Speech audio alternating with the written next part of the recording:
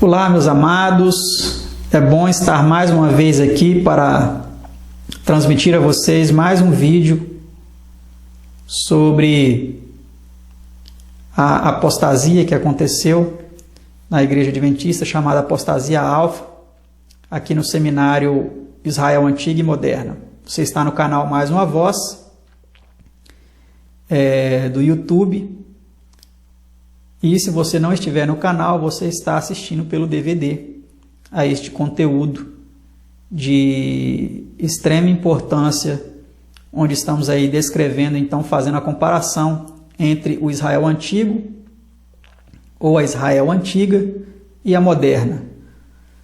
Temos aí demonstrado, por meio de várias evidências, que assim como Deus puniu parte do acampamento de Israel que estava murmurando, por causa das privações, das dificuldades, ele enviou fogo ali e consumiu as extremidades do acampamento, como nós já vimos em um vídeo anterior. Agora, estamos entendendo que na história do moderno Israel também Deus puniu este movimento por meio de fogo, dessa vez não consumindo a nenhum ser humano, mas poupando aí as pessoas para que elas pudessem então aprender apenas com o incêndio das instalações da igreja. No último vídeo nós tratamos sobre este folheto, este panfleto que foi publicado, contendo 13 páginas, em 1892 pela Pacific Press, que era outra publicadora da Igreja Adventista, defendendo a doutrina da Trindade. Vimos que esse folheto não foi um folheto de origem adventista, mas era um trabalho comercial de um bispo episcopal chamado Samuel Spear, que já era falecido quando o panfleto foi publicado, contendo aí ensinamentos sobre a Trindade. Justamente numa época em que a senhora White estava na Austrália, foi praticamente quase que expulsa dos Estados Unidos aí pela liderança da igreja, devido às questões aí envolvendo o tema da justificação pela fé, aquela polêmica conferência em 1888, onde a oposição foi muito grande. E a mensageira do Senhor, então, ela foi, então, nessa última década para a Austrália, e eles deitaram e enrolaram, né? Aproveitaram para fazer a bagunça, publicaram um monte de lixo, um monte de porcaria, como nós já vimos aqui, e a apostasia começou na Igreja Adventista. Foi denominada por ela como apostasia alfa. E vamos entender mais um aspecto dessa apostasia que ainda não falamos, mas que também foi algo que abalou muito a igreja, e muitos temeram até que acontecesse um racha aí tremendo e a igreja fosse esfacelada. Mas isso não aconteceu. Mas a apostasia ela se perpetuou, né? Ela continuou. Então vamos analisar esse aspecto que muitos comentam, mas não mostram todas as evidências. E nós vamos aqui então procurar mostrar todas as evidências para vocês envolvidas em mais esse personagem da apostasia chamada Alfa, o início da apostasia da Igreja Adventista. Então o personagem é esse, tá? Esse senhor aqui. Ele escreveu um livro espiritualista trinitário do Dr. John Harvey Kellogg, da apostasia alfa na Igreja Adventista do Sétimo Dia. Este livro é vendido até hoje. Vocês podem perceber aqui, eu procurei no site da Amazon, tem o livro The Living Temple, muito caro, inclusive, R$ 107,45, tá? Foi colocado lá dia 22 de junho de 2012. Então é um livro que é comercializado até hoje. Eu não sei da parte de quem é que está vendendo esse livro. Creio que não seja a Igreja Adventista, porque isso aí se tornou um escândalo naquela época, né? Mas o livro é comercializado até hoje. E ele também pode ser baixado gratuitamente. Eu baixei esse livro gratuitamente. Não li porque ainda não domino o inglês, mas eu tenho ele aqui nos meus arquivos. E ele foi escrito por um dos doutores mais influentes da Igreja Adventista naquela época, Ele era diretor do hospital de Battle Creek, era um homem muito capaz, muito inteligente. Biógrafos aí, historiadores da Igreja Adventista, afirmam que ele era um homem tão inteligente que ele usava os dois hemisférios do cérebro ao mesmo tempo, o hemisfério direito e o esquerdo. Ele demonstrava isso escrevendo com as duas mãos ao mesmo tempo, com a mão direita e com a mão esquerda.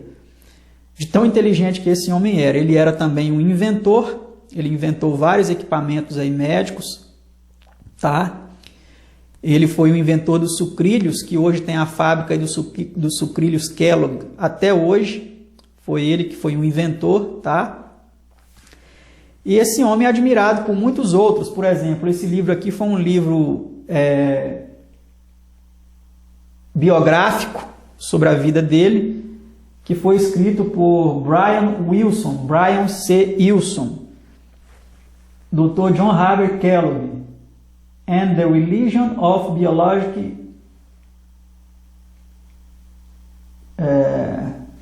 Não dá para ler aqui o restante, mas basicamente é a religião da vida biológica, a tradução desse livro aqui. Este é um livro, este outro livro, eu coloquei aqui uma descrição, é uma espécie de biografia do Dr. Kellogg que defende sua teologia da vida biológica. Que teologia da vida biológica do Dr. John Harvey Kellogg era essa? Ele cria, como isso aí é ponto pacífico na Igreja Adventista, muitos concordam aí, ninguém discorda disso, que ele acreditava em teorias panteístas, ou seja, que Deus, ele está em tudo, ele está na natureza, ele está na árvore, ele está na água, ele está até no ser humano. Deus, ele está em todas as coisas, a essência divina preenche todas as coisas, né? Essa era uma das crenças que ele passou a admitir aí e escreveu um livro, que é esse livro, The Living Temple, que foi escrito para ser vendido aí e ajudar na reconstrução do hospital de Battle Creek. E isso foi duramente combatido pela própria mensageira do Senhor, a senhora White, naquela época. E isso causou um racha muito grande dentro da igreja, né?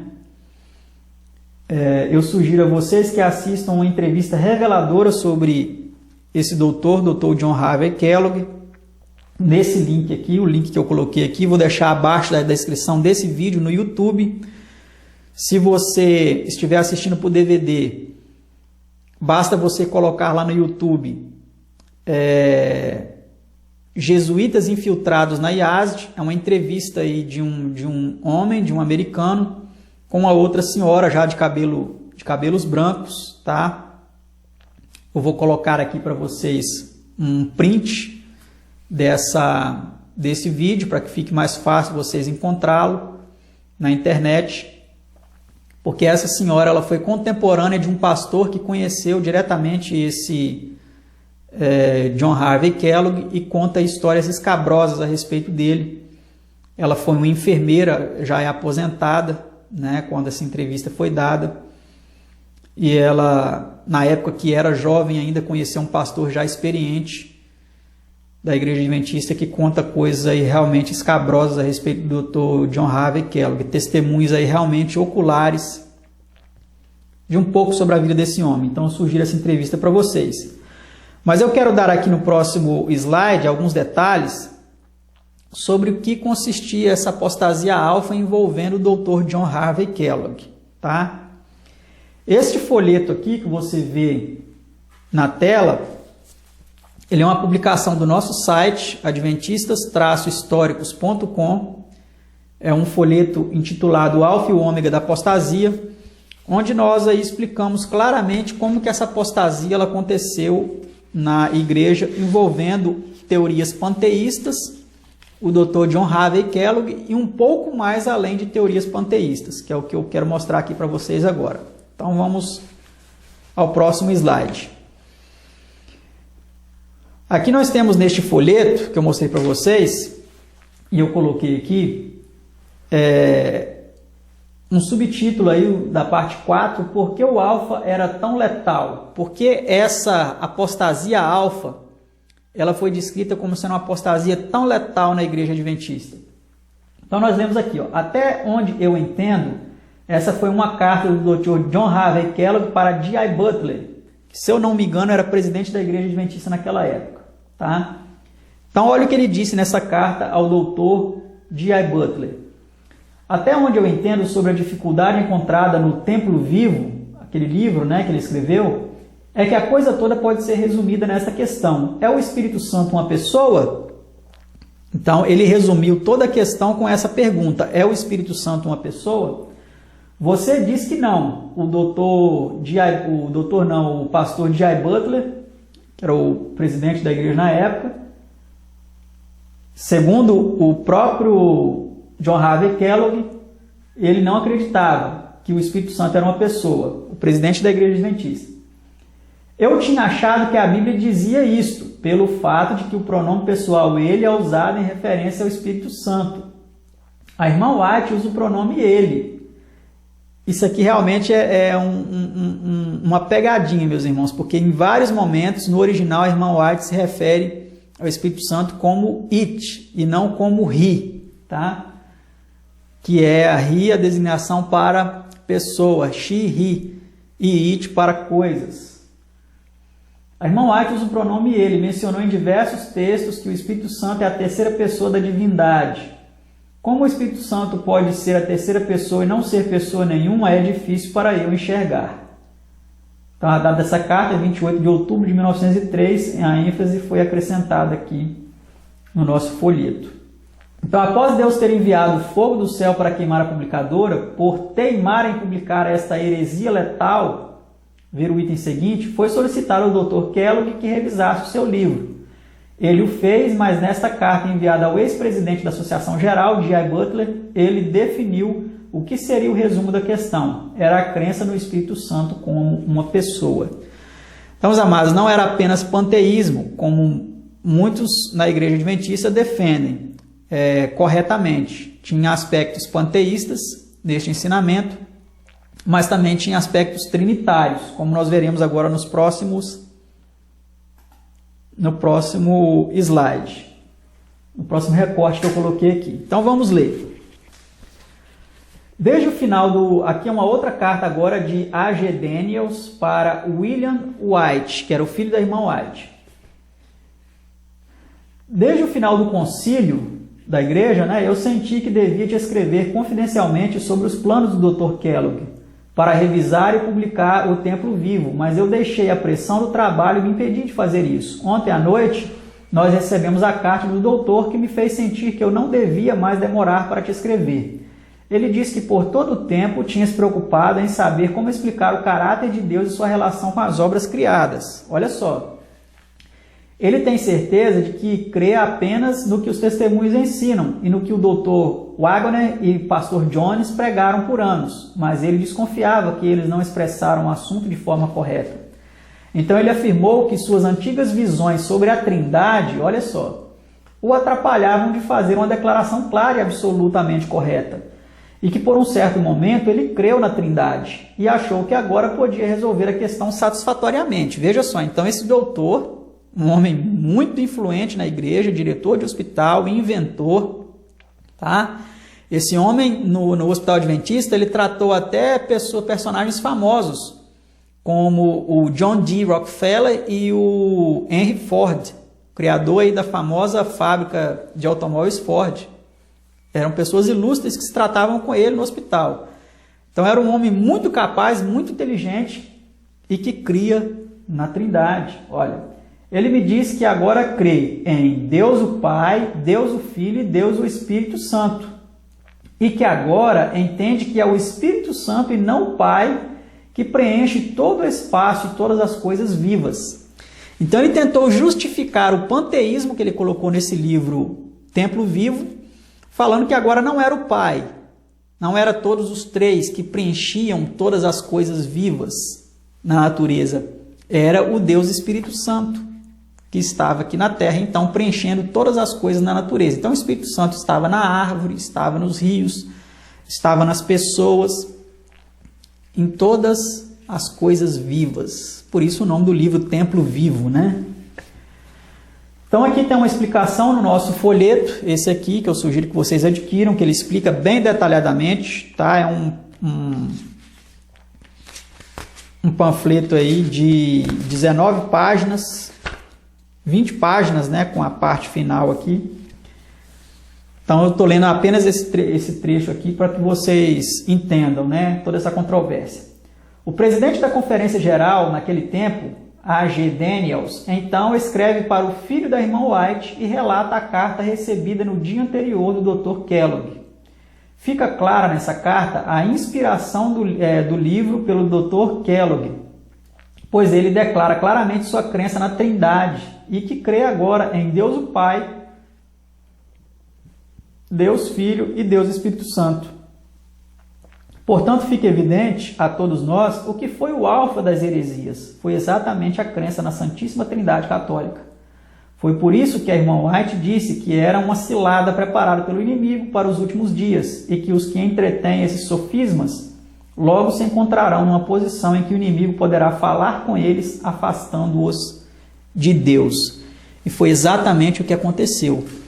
Aquele vídeo que eu sugeri para vocês assistirem, aquela irmã, ela fala claramente, isso não está registrado nos livros, né, mas tem esse testemunho de que aquele homem foi visto algumas vezes andando com um personagem que ninguém conhecia, um homem que ninguém conhecia e que estava todo vestido de preto. O Dr. Kellogg foi visto andando com esse homem, conversando com esse homem, ninguém conhecia, era um homem misterioso, andando de preto, todo de preto. E realmente é um fato assim bem misterioso, né, na história de vida deste Dr. John Harvey Kellogg. Nós vamos continuar aqui analisando em um outro recorte deste panfleto. E essas cartas são cartas oficiais, tá? Originais, que estão nos arquivos aí da igreja. Até onde a irmã White e vocês estão em perfeito acordo é preocupante. Eu devo deixar isso totalmente entre você e ela. A irmã White diz que não há perfeito acordo entre eles, né? Você declara que há. O Dr. John Harvey estava falando que existia acordo e a irmã White falando que não existia acordo. Então olha a bagunça, olha o racha que aconteceu na igreja. Eu conheço algumas das observações dela que lhe dão forte base para você declarar que ela está de acordo. Sou honesto e franco o suficiente para dizer isso, mas eu devo dar a ela o crédito até que ela abandone isso de dizer que há uma diferença também. Eu não creio que você possa dizer plenamente o que ela quer dizer. Deus habita em nós pelo seu Santo Espírito, como um confortador, como um reprovador, mas como um formador. Quando nós vamos a Ele, nós participamos dele nesse sentido, porque o Espírito Santo vem a partir dele, vem do Pai e do Filho. Olha, meus amados, como eles acreditavam, não é uma pessoa andando por aqui a pé ou voando como um ser literal, no mesmo sentido que Cristo e o Pai fazem. Pelo menos, se é assim, está totalmente além da minha compreensão, do entendimento da linguagem ou das palavras. Carta de D.I. Butler para John Harvey Kellogg, em 5 de abril de 1904. ênfase suprida. Então, meus amados, só para nós termos uma noção aqui, aqueles textos onde a irmã White chama o Espírito Santo de terceira personalidade, né, que foi traduzido como terceira pessoa da Trindade, realmente eram textos que para este homem também levava a crer que ela considerava o Espírito Santo como uma terceira pessoa realmente de uma Trindade. Mas não é esse o significado, né? Ali ela estava retratando o Espírito Santo como uma terceira personalidade da divindade, ou seja, não como uma pessoa, mas como sendo a terceira personalidade da divindade, né? Então o Pai seria a primeira pessoa, o Filho a segunda, e o Espírito de Cristo seria a terceira personalidade, porque Jesus ele tem duas personalidades, a personalidade humana e a personalidade divina. Ele é um ser humano e um ser divino. Então, a segunda personalidade de Cristo, podemos dizer assim, foi a sua personalidade humana.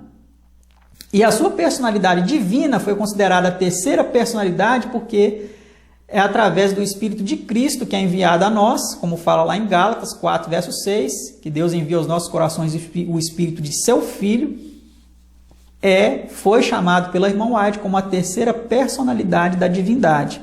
Mas ela não cria numa trindade, ela não usou o termo terceira pessoa da trindade, como foi traduzido para o português, e sim terceira personalidade da divindade, que é a personalidade divina, que é a onipresença de Cristo conosco hoje, após a ascensão de Cristo. Tá? Então, esta é a compreensão deste texto. Então, aqui abaixo, existe aqui a explicação no nosso panfleto. Né? 6 meses após o ex-presidente J.I. Butler responder ao Dr. Kellogg, ele diz, 6 meses após o ex-presidente responde ao Dr. Kellogg, ele diz claramente que a irmã White tinha lhe dito que não havia concordado com este pensamento. E informa a ele como os adventistas criam no Espírito Santo. O Espírito Santo vem a partir dele, vem do Pai e do Filho, não é uma pessoa. Então fica claro aí, meus amados, que a igreja nunca defendeu a Trindade, nunca defendeu o Espírito Santo como um Deus Espírito Santo, uma terceira pessoa. Mas sim, a irmã White havia escrito algumas vezes que o Espírito Santo é a terceira personalidade da divindade, como sendo a onipresença de Cristo. Então, como homem, ele está lá no céu intercedendo por nós, mas a sua onipresença, e aqui não existe nada de espiritismo, não existe nada de deslocamento de matéria, de corpo, não. É porque ele, como ser divino, também tem a sua onipresença divina habitando conosco hoje. Mas ele, como homem, está no céu intercedendo por nós junto ao Pai. Tá certo, meus amados? Então, foi isso que foi combatido aqui através desse livro, O Templo Vivo, né? Que foi aí um divisor de águas nessa apostasia na Igreja Adventista. Está aqui o link para vocês baixarem este arquivo. Eu vou deixar na descrição do vídeo, tá? Para vocês. Quem estiver assistindo pelo DVD, pode entrar em nosso site, adventistas-históricos.com, e procurar lá no campo de folhetos. E vocês vão encontrar este folheto, o Alfa e o Ômega. Ele custa apenas 90 centavos, se eu não me engano. Vocês podem fazer o pedido e estudarem aí, então, no que consiste o Alfa e o Ômega na história da Igreja Adventista. E no próximo vídeo a gente continua discorrendo aqui a respeito das comparações entre a Israel antiga e a moderna. Deixe suas contribuições aí para a relevância do vídeo na plataforma. Obrigado por assistirem até aqui. Que Deus abençoe a todos e até o nosso próximo vídeo, se Deus quiser.